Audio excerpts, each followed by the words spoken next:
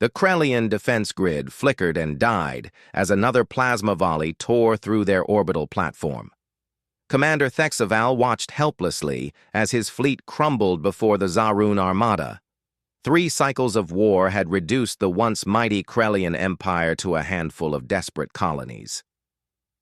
"Sir, the southern flank is collapsing," his tactical officer reported, mandibles clicking nervously. "We have maybe 2 rotations before they breach the homeworld." Thexval's 4 eyes dimmed with resignation. The Krellians were a proud species, but they were scientists and builders, not warriors. The Zaroon, with their chitinous armor and instinct for violence, had been bred for conquest. This war had only one possible ending. "Wait!" The communications officer's antennae shot upright. "I'm detecting an anomalous signal. Unknown ship signature entering the sector." Reinforcements? Thexval dared to hope, though he knew no Allied fleet was close enough. "Negative, sir. The signature doesn't match any known species in the galactic database. It's old, very old. The encryption pattern matches legends from the archive of lost civilizations." A single vessel materialized from quantum space. It was smaller than a Krellian frigate, sleek where their ships were bulbous, dark where theirs gleamed. Strange symbols marked its hull, symbols the translation matrix couldn't decipher. The Zaroon fleet noticed it too. 3 of their dreadnoughts broke formation, converging on the newcomer like predators sensing easy prey. Then, a voice cut through every communication channel simultaneously. It was strange, using sounds the Krellians had never heard. Yet their translators rendered it perfectly. "This is the UESS Prometheus, representing the Terran Defense Coalition. We've received your distress beacon, Commander Thexval. We're here to help." "Terran?" Thexval's translator struggled with the word. Then his blood chilled. "Human?" Every species in the galaxy knew the stories. Humans, the mythical race from the Outer Rim, supposedly extinct for millennia. Tales spoke of their impossible endurance, their capacity for both terrible violence and unexpected compassion. Most dismissed them as folklore, cautionary tales told to younglings. "Prometheus, this is Commander Thexval. With respect, you should retreat. The Zarin fleet numbers over 300 vessels. You are 1. A different voice responded, female this time, carrying an edge of confidence that seemed unearned. "Copy that, Commander. We've faced worse odds. Prometheus Actual, Captain Isabella Rodriguez speaking. My tactical officer, Lieutenant Marcus Chen, is already working on their fleet disposition." On the view screen, the 3 Zarin dreadnoughts opened fire. Plasma cannons that could melt a moon lit up the void. The human ship danced through the barrage with impossible grace, moving in ways that violated every principle of momentum Thexaval understood. "Interesting," Marcus's voice came through. "Their targeting systems have a 0.3-second delay. Isabella, pattern Delta 7. Confirmed, going weapons hot." The Prometheus unleashed hell. Kinetic rounds, simple metal slugs accelerated to relativistic speeds, tore through the Zaroon shields like they weren't there. The dreadnought's armor, designed to withstand plasma and radiation, couldn't handle the raw physics of mass multiplied by velocity. One vessel split in half. Another lost its propulsion array and went spinning into the void. "Impossible," Thexval whispered. "They're using ballistic weapons. That's primitive technology."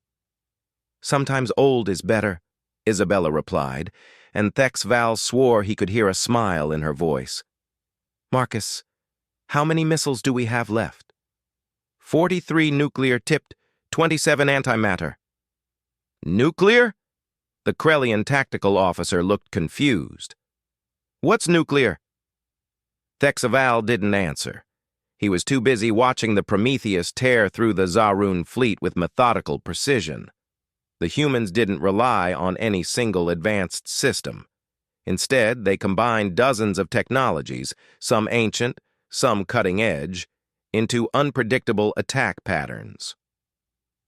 The Zaroon, who had conquered 17 species through overwhelming force, had never faced an enemy that thought like this.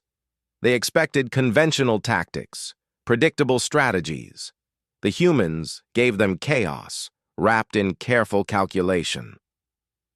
"Marcus, they're trying to encircle us," Isabella said calmly. "Let them. Deploying countermeasures." Small spheres erupted from the Prometheus, each one broadcasting false signatures. The Zaroon fleet suddenly faced what appeared to be 50 human ships. They scattered fire across the phantom targets while the real Prometheus picked them off one by one. "Captain Rodriguez," Thexval called out, "the Zaroon flagship is charging its planet killer weapon. If that fires, we see it. Marcus, already on it.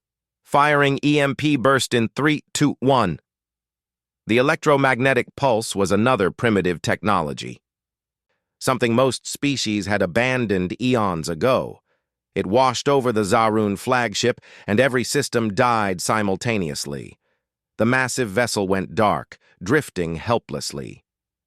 "Prometheus to Krellian fleet," Isabella broadcast. "We've disabled their command ship and eliminated their heavy hitters. The rest should be manageable with combined forces.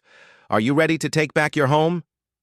Thexval looked at his officers, saw hope rekindling in their eyes. Yes, we are."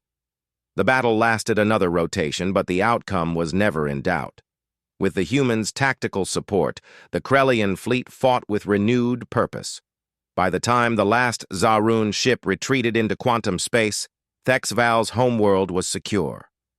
Later, aboard the Prometheus, Thexval met the mythical humans in person. Isabella was surprisingly small, her smooth skin and bipedal form seeming fragile. Marcus stood beside her, fingers flying over holographic displays.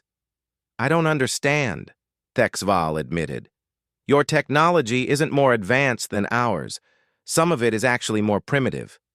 How did you—" Isabella exchanged a glance with Marcus. "We're stubborn," she said simply, "and we've learned that sometimes the best solution isn't the newest one. We adapt. We combine. We refuse to give up. But you were just 2 people against an armada." Marcus looked up from his console. "Actually, there are 200 humans on this ship. We just work well together." 200? Thexval couldn't believe it. The Prometheus had fought like a vessel crewed by thousands. "But the myths said humans were extinct.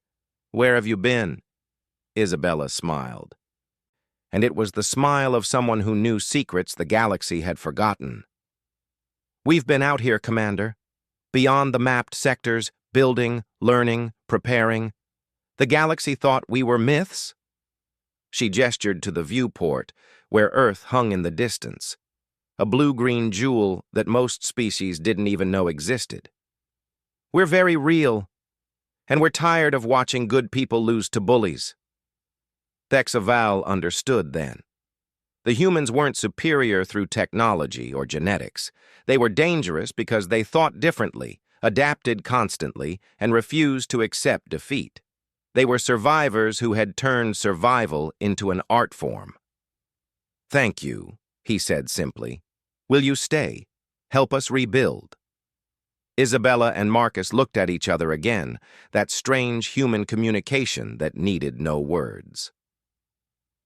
"For a while," Isabella agreed. "But there are others out there who need help too. And now that the galaxy knows we're not just myths," she grinned, "things are about to get interesting." As the Prometheus prepared for departure, Thexval watched the human ship with new understanding. The galaxy had spent millennia thinking humans were legends, cautionary tales, extinct relics of a forgotten age.